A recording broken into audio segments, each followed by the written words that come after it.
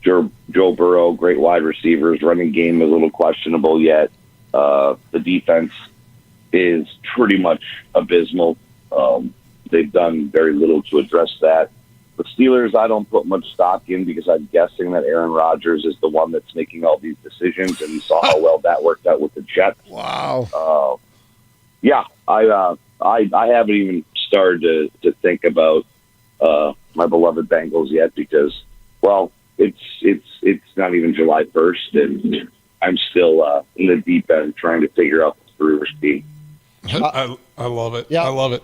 So we had the final start. Actually, I'm a little mad at my brother-in-law, who's a huge Jacksonville Jumbo Shrimp fan.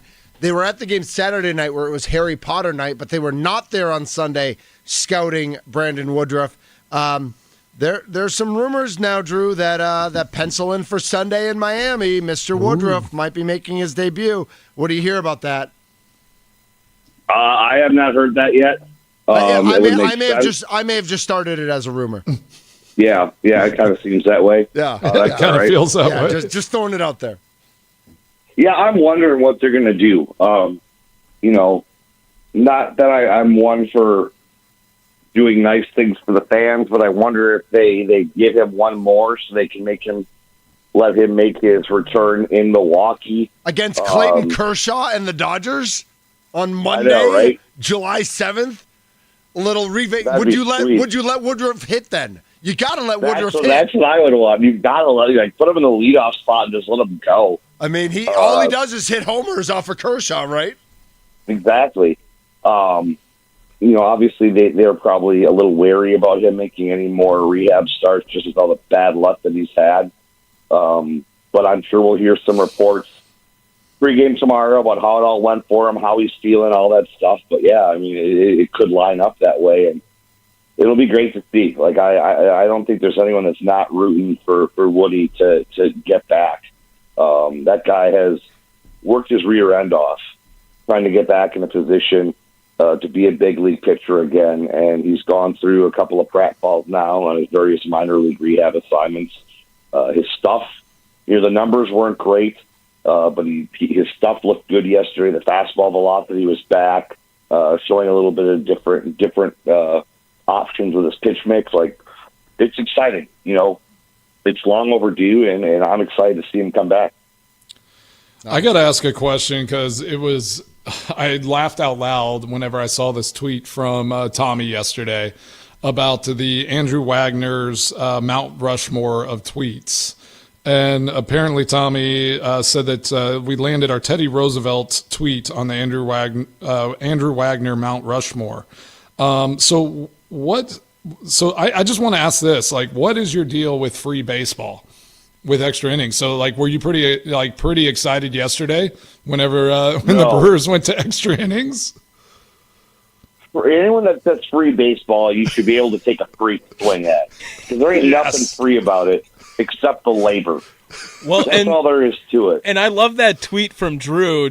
That was, I believe, it was months, like a month or two ago, that tweet. And I've been updating the Mount Rushmore of Drew Wagner tweets as we go. That's amazing. I know. I thought it was awesome. That tweet is so just perfectly worded for someone who works in baseball. Just a reminder. And because in baseball, when you are working at a baseball game, you have guys you're pulling for. You obviously might have some sort of lean somewhere, but you are never really rooting for either team. You are rooting for the clock the entire time in the game. And that tweet, I've probably said that in my day-to-day life at least once or twice, so that was why that tweet came up as Lincoln. The Teddy Roosevelt tweet being the sale of Buffalo Wild Wings to Arby's is the Teddy Roosevelt tweet, because Teddy really... you don't think of him as a top 4 president in American history. Maybe it's not a top tweet, but just being in the moment, Teddy got to create Mount Rushmore, and he is able to be on Mount Rushmore. Yeah. That tweet, just being in the moment, but 8 years late to the news, was hilarious. And it's the funny face on Mount Rushmore, in my opinion. Yeah, I don't know. I think the matching T-shirts. It was much better, much more Mount Rushmore worthy than the Arby's UW3's bathroom. We can't just give out every tweet on Mount Rushmore. We got to be selective with these. And I did very selective. You're the one that said it was a Mount Rushmore tweet. Yeah. Maybe, you know what? Maybe in another world, the Ronald Reagan, if he was on Mount Rushmore, that tweet would have made it on Mount Rushmore there, Drew. But I want to be selective. Ronald Reagan, the actor? I don't want to put out, a new Mount Rushmore every single week. We got to keep the fans coming back for more. And that was the Teddy Roosevelt tweet. 8 years late to that news. I admitted I did not know that Arby's bought Buffalo Wild Wings either. From 2017. But it was hilarious that then the first comment was that article's 8 years old, to which Drew says, well, damn. Right after. I love the one showing up in my timeline 8 years later. I don't know, Drew. Somebody else must have retweeted You know what I did after? I went to Arby's last night. That's what triggered it. A ton of roast beef. Loaded up on roast beef and cheddar Drew. That's what we'll call him. I sat on my couch with a bag of roast beef sandwiches and a six-pack of High Life, and I was a man. Yeah. And that's why Teddy Roosevelt would have done that more than any other president. Any other president. For sure. Oh, man. Unbelievable. That just crushes me. I got to read the last one because being a dad of 5, this one hit pretty hard as well. When did you send this? It doesn't have a time. That one's from the Cleveland series back in the day. Okay, so it's STEM day for school kids here in Cleveland, and also don't forget your birth control day for all the single folks here in Cleveland. Oh man, Drew, you're one of a kind, and I can't wait to see this Mount Rushmore get filled out with a tweet in the future. So really appreciate it, man. That I needed that laugh here on this Monday. That's what I'm here for, to entertain and antagonize. The one tweet he was talking about that didn't make Mount Rushmore that I told him on air it's a contender was how he said that the luxury of working for a baseball team means that he never has to attend a tailgate where he has to wear matching T-shirts with everyone, which is a great tweet. It's a great tweet. We just got to be selective. It's tough because it's 4. You only get 4, right? You only get 4. Yeah. You only get 4. And they're not revolving, or these will be there forever. Can you have like Mount Rushmore season? We'll do this every year. Or can you do like Mount Rushmore like second league? Like you have first league, the just top get 4, other statues like that they qualify for. The Statue of Liberty post will be that one will hit like crack. Yeah, that'll be great. or all the statues that are now renamed for Robert E. Lee because he lost a war. Yeah, that works too. Yeah. Give us a good one this hard to believe I'm a single old man, isn't it? and our friend. You love kids so much, just admit it. All right, Drew. Well, hey, now that the Brewers are going into New York against the Mets, so we expect a great tweet while while they're playing in New York, and that can be our Statue of Liberty tweet. It'll be perfect. I'll try to come up with something for you, fellas. All right. Thanks, Drew. See ya. Appreciate it, Drew. The laughs never end when Drew Wagner is part of the Mason Crosby Show. Thanks to Drew Wagner for joining us on the Fan Guest Hotline, powered by Gruber Law. One call, that's all. And we were going to have David on the show today. A meeting came up, but we were we'll grab him at some point. I did wear my Bucks T-shirt in honor of David today because I was going to say, hey, I caught this T-shirt at a Bucks game. Guess what else you can catch at Bucks games? Whenever the Bucks hit a 3, David Gruber Law T-shirts are coming out. I didn't know what you could catch at a Bucks. I mean, what can you catch at a Bucks game? The common cold, Mason. Yeah. The common cold. That's all I was going to say. We need to get you at a. Oh, you did it. The crushing of the beer. Right, you've done that at Bucks. I haven't done. No, I haven't done the chug. We got to get you on the because you were on the big screen. Yeah. With your buddy Tausch. Yep, exactly. And he's done it before, I feel like. So I feel well, but he lives a hop, skip, and a jump away in Madison. So yeah, the big guys, just like I think they display better, slamming those beers. Yeah, but I mean, Bakhtiari, I definitely I can handle a beer chug. Yeah, you can. Yeah, you can. Come on, just go back to those Colorado days. Yeah, exactly.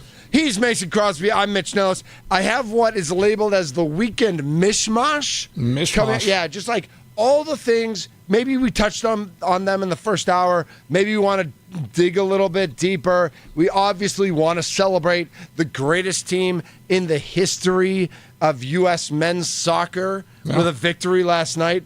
Antonio Freeman's son on that team, which I think is really cool. We got to get Free on the show to celebrate that. And the greatest celebrity umpire in Wisconsin Marquette softball history. We got to talk about that as well. He's Mason Crosby. I'm Mitch Nelles, a.k.a. Thunder. The Mason Crosby Show is presented by Verizon, the #1 network in Milwaukee. Yes.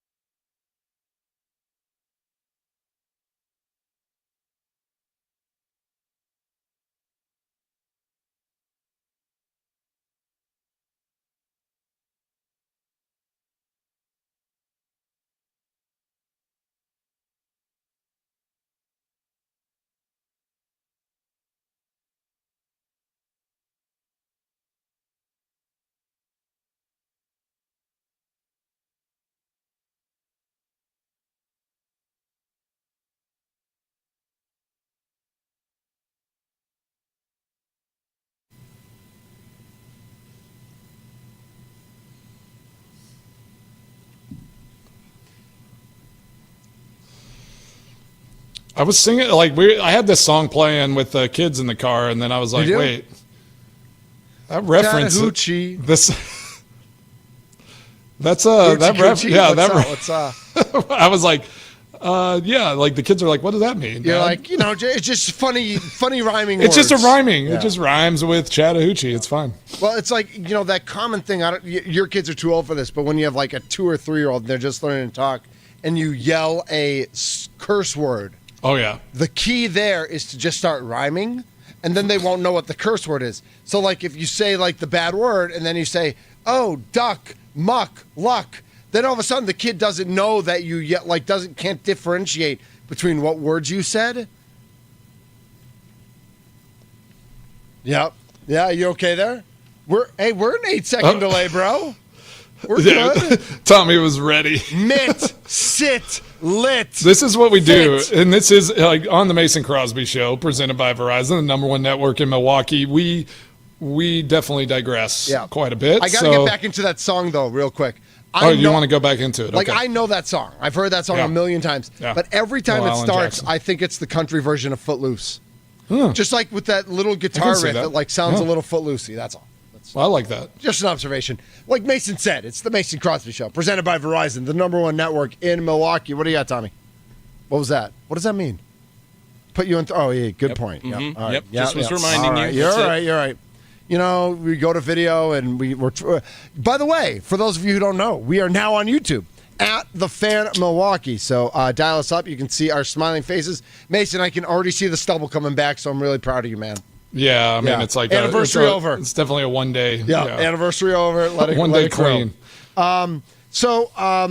touched on it a little bit in the first segment, but I will admit that as much as I think it's a bastardization of the sport, the shootout in soccer, I will admit there's an excitement to it. Like, I feel like almost I think I feel the same way in hockey too.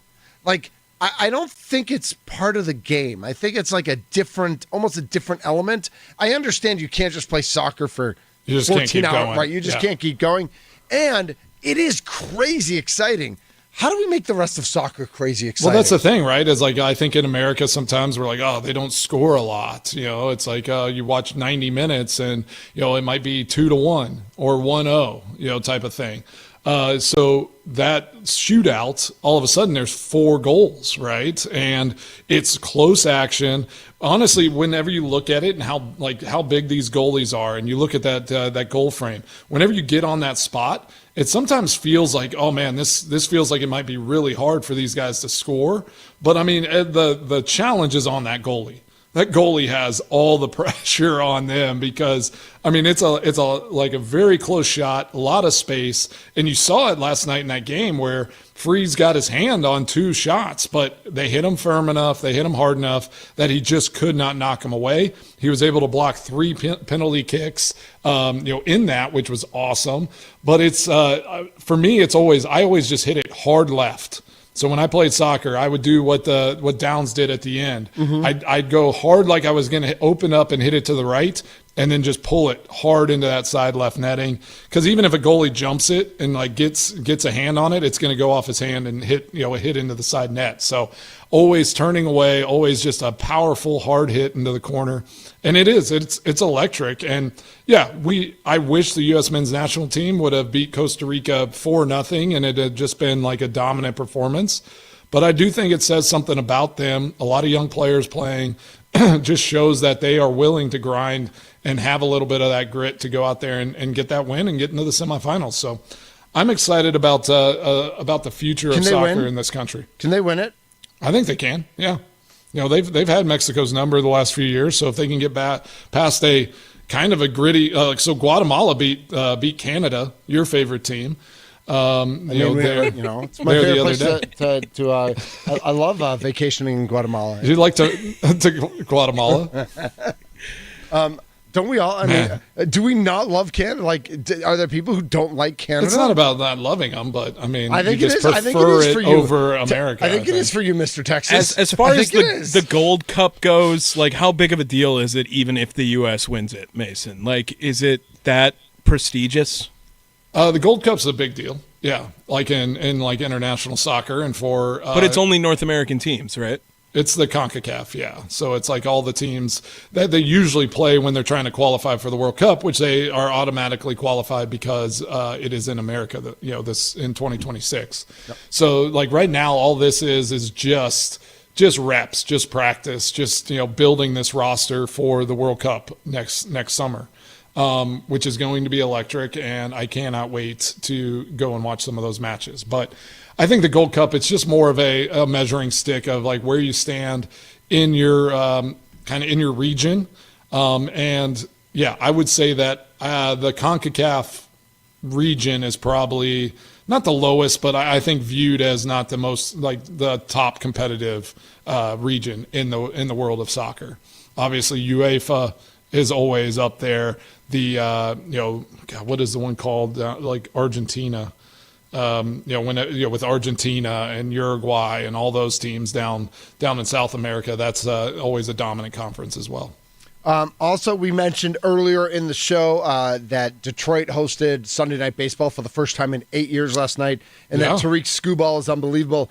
Mason, in his last 15 starts, he's 10-0, and he's walked 9 hitters. In his last 15 starts, 128 strikeouts, 9 walks. His ERA is 1.74. So he's insane. Basically as if Mizorowski was could do this every day. Yeah. Like that's what Skubal's already doing. Yeah. Skeens isn't even at this level. We hope Mizorowski gets to this level. But Tariq Skubal, if you're sleeping on this guy, or if you're not paying attention because the Tigers have been so mediocre for so long, they are tied with the Dodgers for the best record in Major League Baseball. And I'm glad we don't have to play them too often. Yeah, exactly. I'll say that. Glad we don't have to match up against them on a regular basis, because those numbers speak for themselves. I mean, that is unbelievable. Yeah. Like, I cannot believe that the stats that you just threw out there. So good on Detroit. I guess Detroit sports are coming up. They're getting a WNBA team here in the next 5 years. Them Cleveland and Philly, not Milwaukee. The past with the Red Wings have not been great for a little while, right? That's true. But they've been down. They used to be dominant. They were the best. Have you ever fenced, Mason?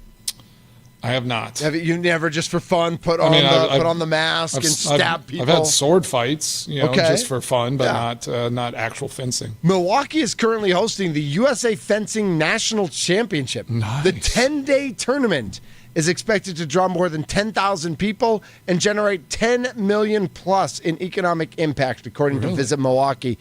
Would you go to the championship match of USA Fencing? I would definitely go watch. Yeah, that'd be awesome. Wouldn't it? I don't know any of the rules, as far as what scoring. I mean, I can have an educated guess. Hit and don't get hit. But I feel like there's penalties. If you do something, your footwork is wrong. There's all these little nuances, and it's interesting because it's like cricket, around the world. Fencing is huge. Oh, sure. And so I see it all the time around here. They have all these on soccer fields and different things. They have cricket practices. Wow. So I don't know. Cricket is becoming a big thing around the Nashville area. Cricket. Do you also see lacrosse? Because we have a lot of youth lacrosse going on right now. Yeah. Lacrosse is big. Yeah. Lacrosse is actually taking a little bit away from softball because it's a spring sport. Yeah. And so we have. I was with when I was at the celebrity softball game. I bumped into a couple families of girls who used to play softball. One of them is playing lacrosse, and one of them is doing club basketball and club volleyball. And so she's not. So neither of them are playing softball anymore. And I'm like, jeez. Ladies, we used to have you guys used to love softball. Let's get back on the field. Come on. And they're like, oh, but lacrosse is legit. So cricket in Nashville, huh? Interesting. A lot of I don't know if they have obviously they have leagues going on clubs and stuff, but I see it all the time. Yeah. And whenever I was coaching 8th grade football last year, cricket team would always come practice right after we finished really? up. So okay. Which cricket, I know some of those games they can go 4 or 5 days. Days. Yeah. Which is insane. You get England and India in a matchup, and it is you throw out the clock. Yeah. You just play forever. I don't even understand. Yeah, I don't know how that works. You were something talking about, I saw the other day, yesterday as well, was as we're looking at the weekend. And it was, I think England had maybe won a championship, and is it netball? What's the game where it's just the basketball hoop? Handball? Is that just no? handball? It's called. But they use a basketball. It's called korfball. No backboard, right? Yeah, it's just sitting there. You can't. It's and you can't run, right? Spell it. Yeah, it's korf, KORF ball. I'm pretty sure it is. It's basically ultimate frisbee meets basketball. Yeah, because you can't move once you have the ball. But you can take a step or two to gather, and then it's all passing until you can get it into. It's characterized by its emphasis on teamwork, passing, and strategic play, as dribbling and running with the ball are prohibited. the objective is to score by throwing a ball through a netless hoop mounted on a pole, and it is often mixed gender. Yep, it is. Shout Tommy out to be Mr. good Larson. at this, right? Yeah, shout out to Mr. Larson's gym class. We played dwarf ball all the time. Did you dominate? Yeah, it's you didn't all have to about run? facts. Right. Facts. You didn't have to run, and there were ladies involved. And so it was all rebounding. It's all rebounding. Yeah, just boxing out. Use your elbows. Yeah. That's right. All All right. Speaking of other things going on around the world, I don't know if you saw this or not, Mason, but the WWE was in Riyadh, Saudi Arabia, Friday and Saturday. John Cena did retain his championship. Good, I think that was the most newsworthy thing. Yeah. But it's interesting because the first time WWE went to Saudi Arabia, they did not bring their women. Like the women's division just stayed behind. Okay. And then they figured out that as long as they had basically covering their entire bodies, they don't have to cover their hair and that sort of thing. But it's so there's the woman who won Queen of the Ring tournament. Not that this is relevant, but her name's Jade Cargill, and she's got like a 12-pack. Yeah. So every week she shows up and she does this muscle pose, and she has the abs that we all wish we did, right? And in Riyadh she's got fake ribs penciled into her outfit because she does that. But it's it's just an interesting different cultures do different things, and sure. And it was a fun couple nights to watch. And now they're back in Pittsburgh tonight. So if you want to, if I left right now and you left right now, we could probably meet in Pittsburgh and go to WWE. Yeah, we could be there. I'll look at flights for sure. We could hang out with Aaron and Minka and Janu. Not Minka. Well, not Minka. Maybe maybe on his way out. We'd see him in the airport. Maybe. Maybe. Right. Jalen and Janu and TJ. I think that's honestly though that right there that the Steelers cornerback room is insane. If you look at they got Darius Slay, they just got Jalen Ramsey. They picked up Slay. Yeah, they have Porter Jr., who was the starter. Is Slay the guy who last year didn't have an interception in the regular season and then locked up? He was he played well, but he didn't have any interceptions. Just didn't have a pick until the game against the Packers. Unfortunately, but I was just going to say the playoffs. I wasn't going to mention against who. I think the Steelers going and getting a really solid tight end for Aaron. They're making they're making more good football, good organization moves, right? Yeah. The Jets just kind of did willy-nilly. Their owner's kind of crazy, right? So just looking at matting ratings, just kind of Aaron too much. But it's all right, what do we need to be an effective team, make another playoff run, try to go win this division? And they've done that, and they're willing to take some moves and take on some salaries and do some things that probably honestly are a little head scratchers for fans, right? It's you get rid of a stalwart there in Minka Fitzpatrick to bring in Jalen Ramsey is kind of one where it's I bet fans weren't. Jalen Ramsey's an all-pro and he's a great player. He's not the same guy he was 5 years ago. Minka Fitzpatrick is a dog. I mean, that guy comes and plays Pittsburgh Steeler type of football. So that's going to be interesting, and it'll be. I'm fascinated to just watch. I have a quick Steelers prediction that does affect our team. The NFL trade deadline is the first week in November, the first Tuesday in November, I believe. If Christian Watson comes back at some point in October and shows he's healthy, which as of right now it sounds like could be possible, Romeo Doubs will be a Steeler. Yeah, I was thinking that too. Yeah, but do you think the Packers would make that move? I think they would because I just think the wide receiver room will be too crowded. But do you think they would trade him? What do you think the Steelers would have to give? Fifth rounder, sixth rounder. They send Jalen Ramsey over. I will take him. Sure. Yeah. No, I mean, what they send for Jonnu, a late round pick. I mean, same thing. I just don't. Jonnu and Romeo are in the same group.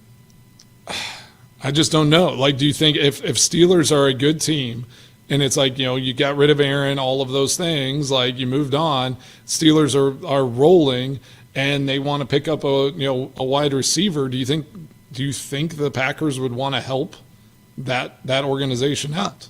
Send them a good player. I mean, I think if they get the right compensation back, but you're right. But I do think if Watson comes back, I think Dobbs is the guy that they do look to trade.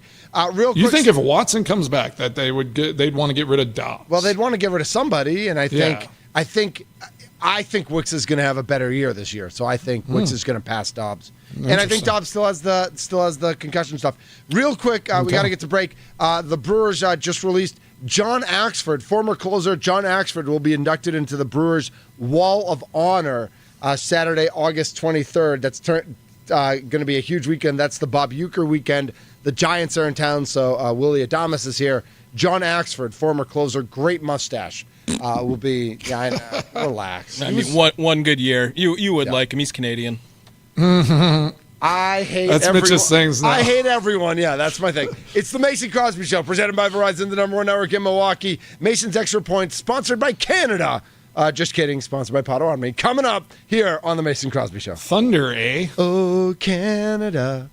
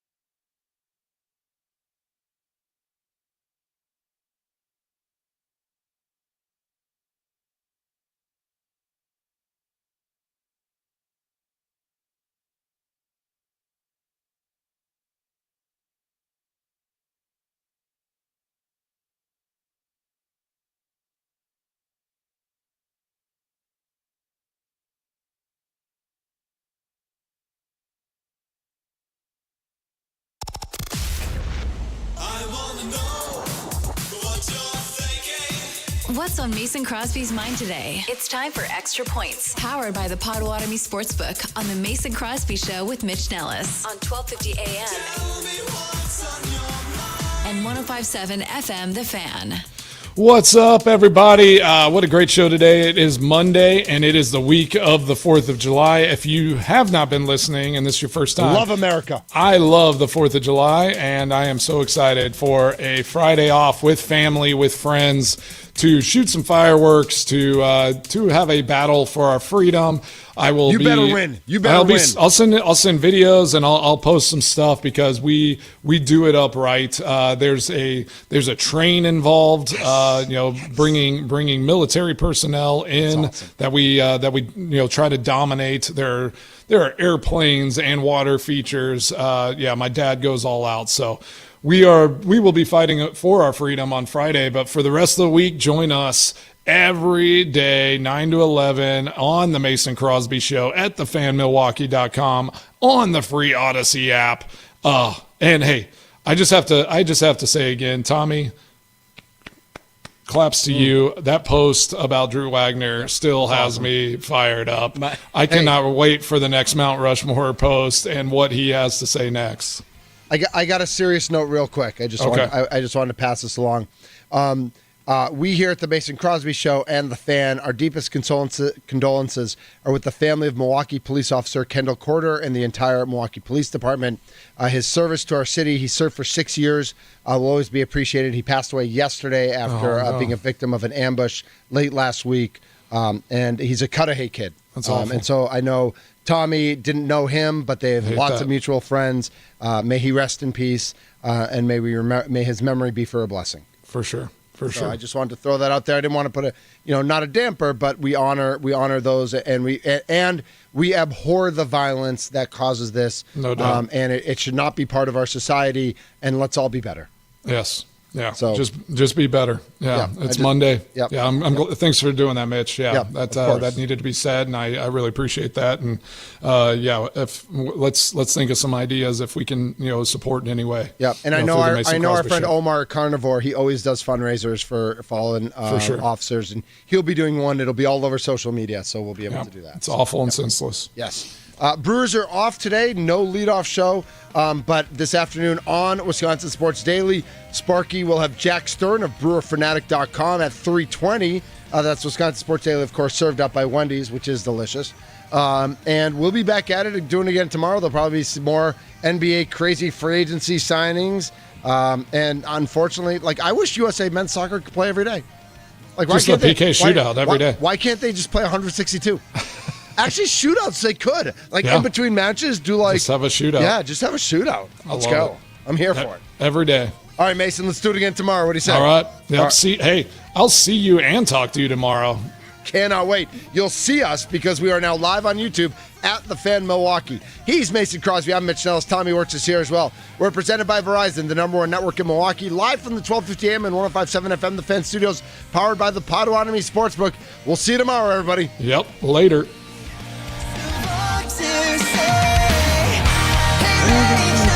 Say, hey,